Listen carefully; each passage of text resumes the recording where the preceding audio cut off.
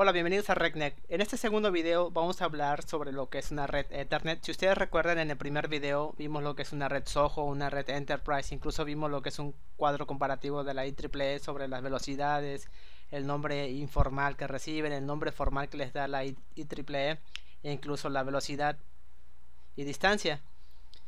Ahora bien, nosotros vamos a ver, continuando con lo que es el Ethernet, vamos a hablar sobre lo que es a nivel de capa física, a nivel de capa de enlace. Primero vamos a ver la capa física, en este caso vamos a ver el pinout o configuración. Nosotros nos vamos a estar basando esos pinout en lo que es el cable UTP. El UTP vamos a ver en este primer ejemplo lo que es el 10 base T y el 100 base T. ¿Por qué vamos a ver esos dos juntos? Porque si ustedes se fijan, un conector está compuesto de 8 cables y están agrupados en pares, por lo tanto nos da 4 pares, y lo que es el 10 y el 100 base T únicamente utilizan 2 pares de los 4 que tiene el conector. Algo importante que mencionar antes de empezar, por ejemplo, es que la NIC, lo que es el router e incluso lo que es el access point, todos estos, lo que es la transmisión lo van a realizar por el pin 1 y el pin 2, y lo que es la recepción por el pin 3 y el pin 6. En cuanto a los dispositivos que son, por ejemplo, el switch y el hub,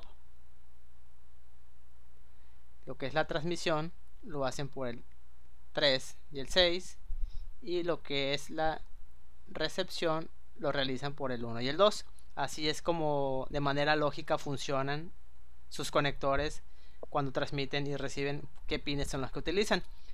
Ahora, los tipos de pinout que existen para un cable UTP son dos, que son estos de aquí, que es el straight route, o lo que nosotros conocemos como un cable punto a punto, y la otra configuración es el crossover, o lo que nosotros conocemos como un cable cruzado.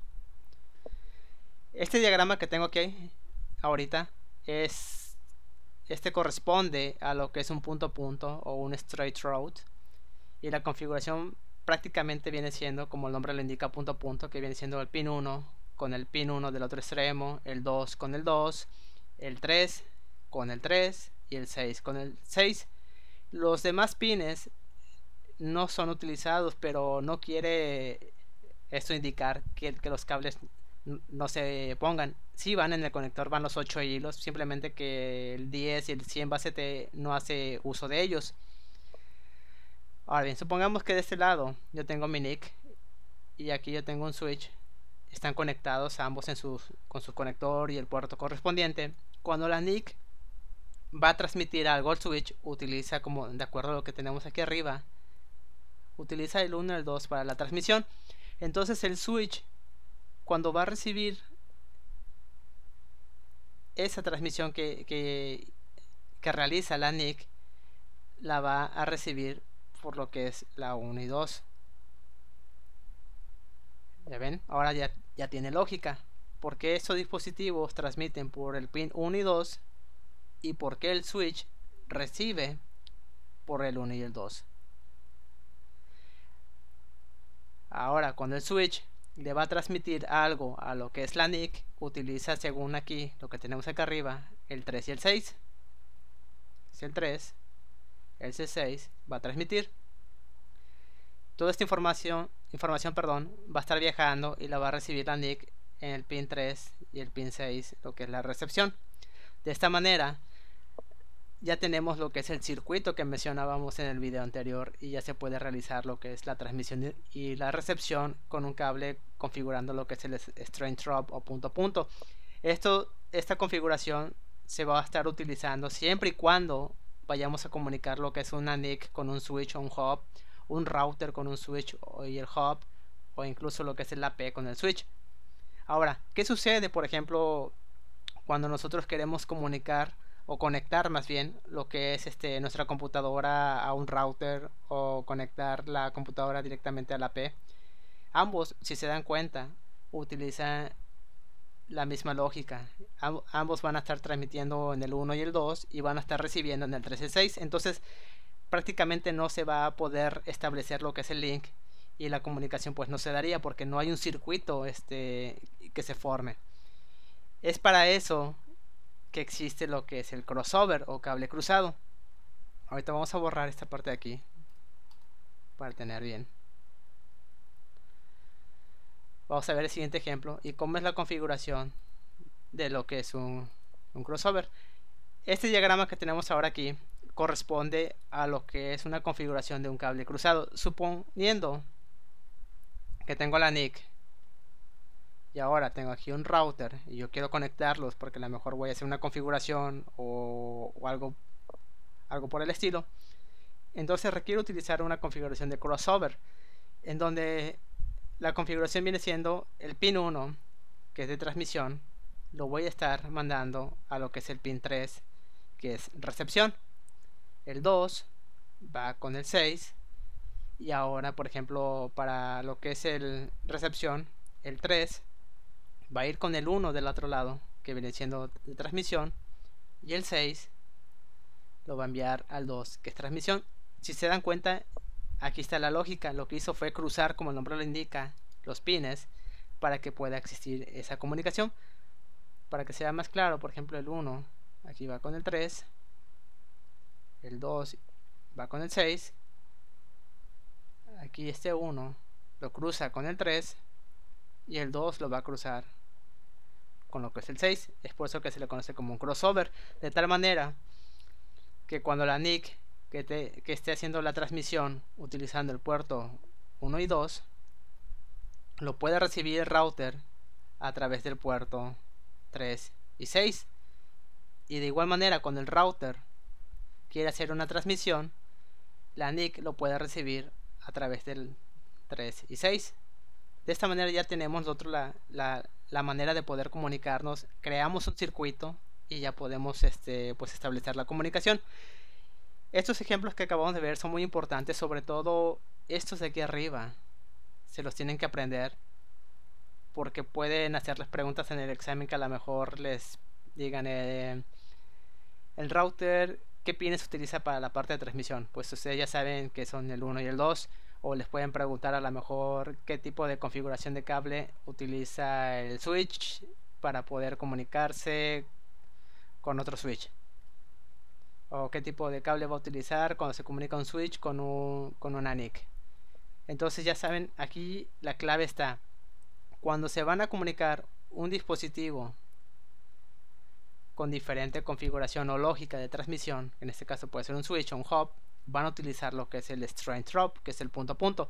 Cuando se van a comunicar con dispositivos que utilicen la misma lógica de transmisión, entonces van a utilizar lo que es el crossover. Por ejemplo, a lo mejor si va a comunicarse un switch con un switch, pues tiene que ser un crossover. Si se va a comunicar una P con una NIC, tiene que ser un crossover. Si es una NIC con un switch, entonces es un straight route, que es la manera como se va a estar haciendo esta configuración. Bueno, visto esos comentarios, ahora viene la parte interesante. Vamos a ver un pequeño ejercicio, simplemente aplicando lo que ya hemos visto ahorita, que es un diagrama muy fácil, simplemente para que se den cuenta de lo que pueden incluso preguntarles en el examen. Aquí tenemos una red que es muy fácil. A lo mejor en esta red nos puede venir el que tengamos que especificar qué tipo de cable vamos a utilizar de acuerdo a las conexiones que tenemos aquí. A lo que nosotros ya vimos y que tenemos aquí arriba, por ejemplo, cuando se trata de una computadora que es la NIC y la vamos a conectar en un switch, ¿qué tipo de cable vamos a utilizar? Como les mencioné, son de diferente lógica la transmisión y recepción, entonces vamos a utilizar lo que es un straight route. Entonces, de esta computadora a este switch, igual vamos a utilizar lo que es un straight route. Cuando es de un switch a otro switch, como utilizan la misma lógica, entonces necesitamos de un crossover para que pueda realizar el circuito. Un crossover de switch a switch igual es un crossover porque son mismos dispositivos. Este lado igual va a ser un crossover. Aquí ya sabemos que de una computadora a un switch va a ser un straight route. De un switch a un router, el router utiliza para transmitir 1 y 2 y el switch para transmitir el 3 y 6 no son iguales, entonces vamos a utilizar lo que es un straight route. Aquí les va un tip, y a lo mejor algunos de ustedes ya habrá experimentado de que han conectado una computadora a un router y ese cable es un punto a punto y sin embargo el link se establece. Y entonces dirán, bueno, de acuerdo a lo que me dijo Eri, pues esto no tiene lógica, porque se supone que si son dispositivos que utilicen la misma lógica para transmitir y recibir, pues no se tiene que establecer el link. Pero hay algunos dispositivos que tienen un feature o una característica que permite el que se pueda realizar este link. Esta característica que tienen algunos equipos se conoce como auto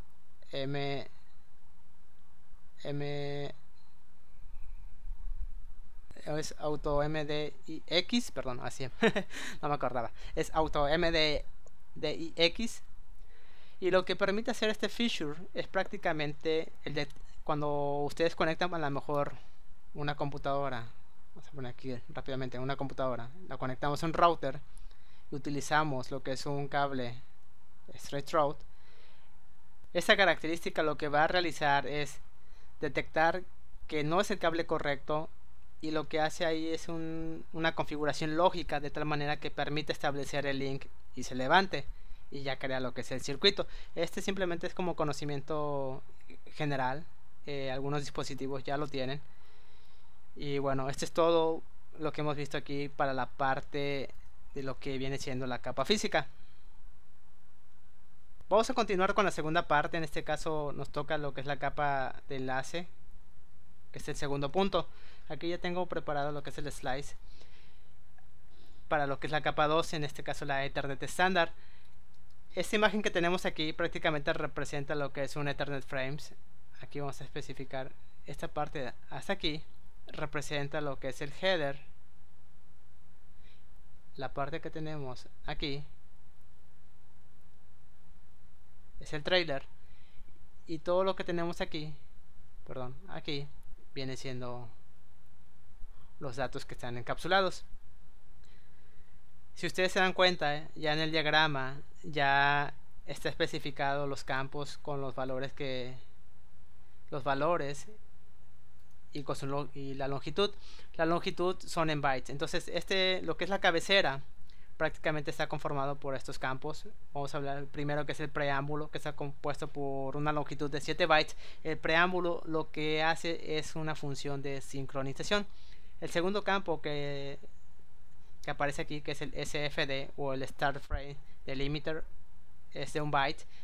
Y aunque parezca muy simple, prácticamente lo que hace este campo es el indicar que el siguiente valor que ya viene es la MAC destino.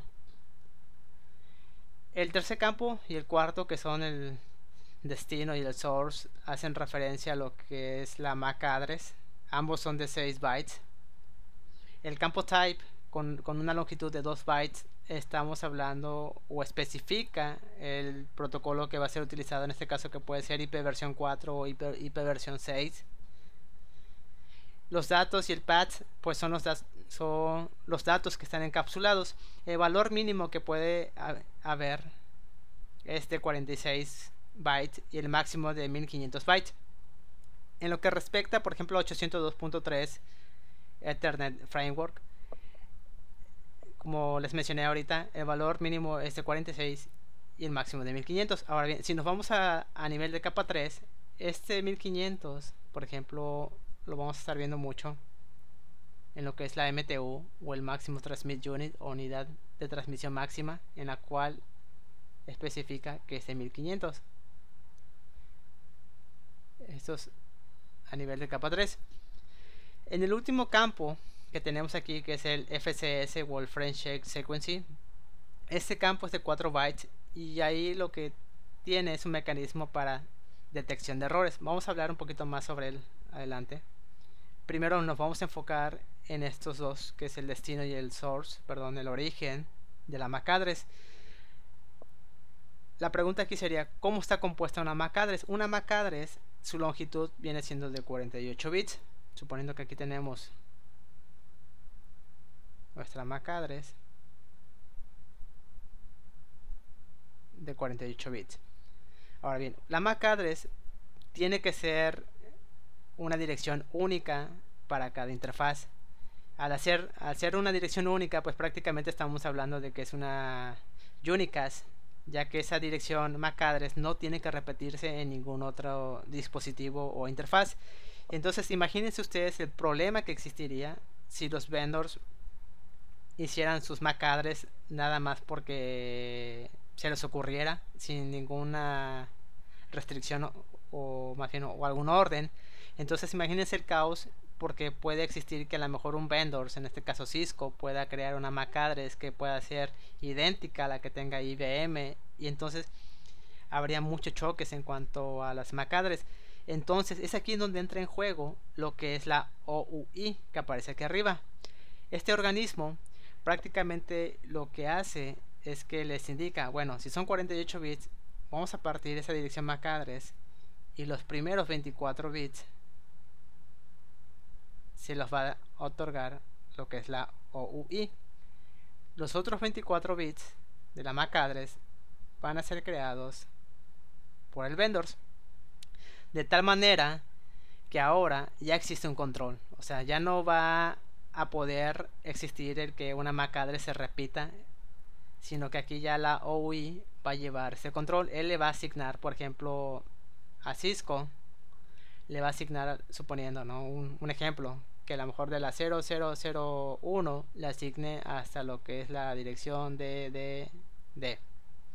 Entonces esos valores o este rango de valores que tenemos aquí se los va a otorgar a los primeros 24 bits, y posteriormente Cisco entonces sí ya va a crear los últimos 24 bits y ya para que asigne a los que son sus equipos, que es como va a estar creado. De esta manera, como les venía comentando, pues ya va a existir un orden y las MAC address pues ya no van a poder duplicarse.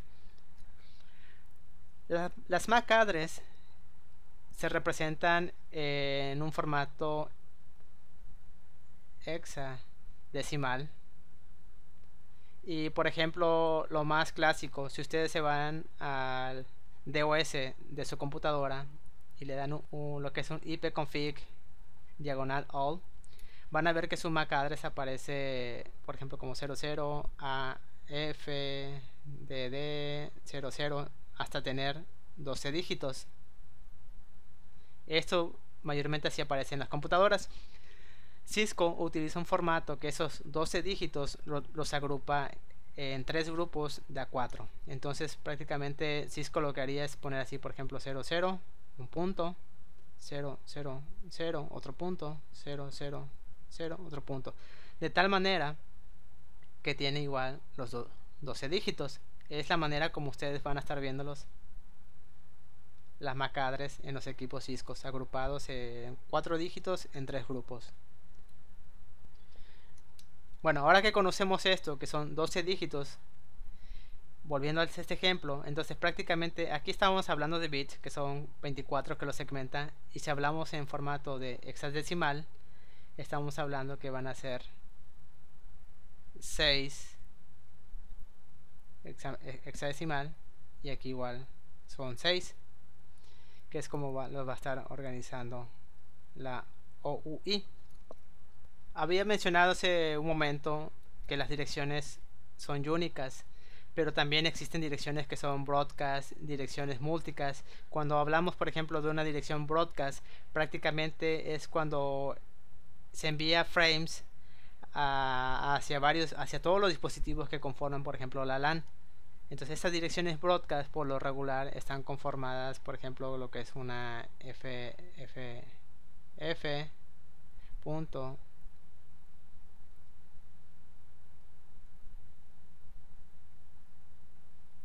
esto ya viene siendo una dirección broadcast que tenemos aquí. La dirección multicast, una dirección multicast hace referencia cuando un frame se envía hacia un conjunto de dispositivos o de hosts que lo van a recibir, y a lo mejor esos dispositivos pueden ser que lo copien y lo vuelvan a forwardear. Entonces esa es una dirección multicast en la cual va hacia un grupo de dispositivos los cuales van a recibirlo. Entonces tenemos aquí, hay que acordarse bien que existen direcciones únicas, tenemos direcciones broadcast y tenemos direcciones multicast, que esto igual es muy importante el saberlo a nivel de capa 2. Ok, bueno, vamos a limpiar un poquito acá para poder seguir explicando.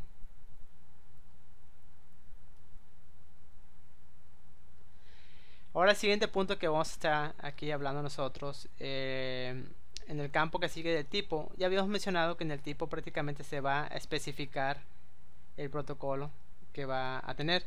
En este caso, los frames pueden especificar aquí lo que es si va a ser IP versión 4 o IP versión 6, que es como va a estar viajando. Entonces cuando vaya nuestro frame, perdón, este es el header y este es el trailer. Aquí va a ir, por ejemplo, suponiendo que va el tipo, va a ir especificado si va a ser IP versión 4 o a lo mejor va a ser IP versión 6, que es como se va a estar enviando. Esta parte de aquí que tenemos el frame check sequence, la función que realiza es prácticamente el detectar errores, no los va a corregir. Lo que es la corrección de errores la van a hacer las capas superiores. En este caso, a nivel de capa 2 únicamente es detectar si durante la transmisión del frames hubo algún error, y posteriormente las capas superiores se van a encargar de recuperar lo que es una recuperación de error para que se le vuelva a retransmitir el frame nuevamente. Entonces cuando hablamos de un FCS, también vamos a ponerlo aquí, cuando hablamos de un frame check sequence hay que hacer referencia a lo que es un CRC. Un CRC prácticamente es una comprobación de redundancia cíclica. Entonces él es el que va a hacer la detección de errores, pero no la va a corregir.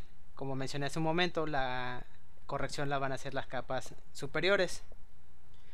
Ok, bueno, hasta aquí ya tenemos lo que es el frame Ethernet. Ya hablamos sobre los campos con los cuales se conforman. Vamos a borrar aquí y vamos a ver. Aquí tenemos un diagrama en donde a lo mejor de este lado tenemos un frame. Sabemos que este es el header, este es el trailer, y aquí va a contener todo lo que son los datos. Y dentro de estos datos tenemos lo que es la MAC address source, que es donde fue originado, y también lo que es la MAC address destino. Suponiendo que la MAC address destino que estamos buscando, vamos a utilizar nada más 4 valores. Es esta máquina igual, que se llama así. Entonces lo que hace la NIC, va a enviar el frame Ethernet al switch. El switch va a revisar lo que es su tabla de MAC address y va a saber por qué puerto la va a reenviar, y ese se la va a estar pasando al siguiente switch.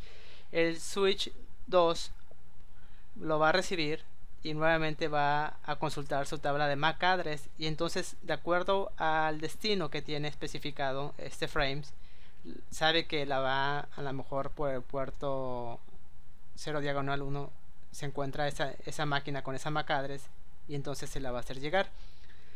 Todo este proceso de aquí también hay unos conceptos muy importantes que hay que ver, lo que es el concepto de full duplex y el otro viene siendo el half duplex. Cuando hablamos de, por ejemplo, de un half duplex, prácticamente estamos haciendo referencia a que el puerto únicamente puede enviar o recibir, no puede realizar las dos funciones al mismo tiempo. Entonces es por eso que se llama half duplex. Si el puerto estuviera configurado por full duplex, lo que realiza es que puede enviar y recibir al mismo tiempo. Entonces eso es importante que lo recuerden, estos dos términos. Full duplex, acuérdense que pueden enviar y recibir al mismo tiempo. Half duplex, únicamente uno a la vez, o envían o reciben. Entonces una práctica recomendada si su NIC tiene soporte de full duplex y el switch igual tiene soporte de full duplex, pues es configurar ese enlace en full duplex y también utilizar, por ejemplo, 100 megas. Lo mismo aquí se recomienda utilizar un full duplex y a 100 megas. 100 megas hablando, por ejemplo, de lo que es 10 base T y 100 base T. Es lo que se recomienda en una configuración de este tipo. Ahora bien, ¿qué sucede, por ejemplo, hablando del half duplex? Quizás no tengamos un switch y lo que tenemos es únicamente lo que es un hub. Acuérdense que un hub no consulta la MAC address para hacer el forwardeo, y únicamente un hub por lo regular funciona en half duplex. Por lo tanto, un hub solamente puede enviar o recibir al mismo tiempo. Ahora, suponiendo que esta máquina está conectada a un puerto de aquí y esta otra máquina igual va a un puerto, pero además tengo otra computadora que va a otro puerto del hub, y estas dos máquinas quieren transmitir hacia esta máquina. Vamos a ponerle aquí la A, B y C. B y C quieren enviar un frames o un paquete a lo que es la máquina A. En este caso el hub, como trabaja solamente a lo que es half duplex, únicamente se puede realizar lo que es el enviar o recibir al mismo tiempo. Suponiendo que ambas máquinas empiezan a transmitir al mismo tiempo, lo que va a ocurrir cuando lleguen aquí y las dos van al mismo destino es que, por ejemplo, aquí los frames, va a haber un choque, y este choque se le conoce como colisión.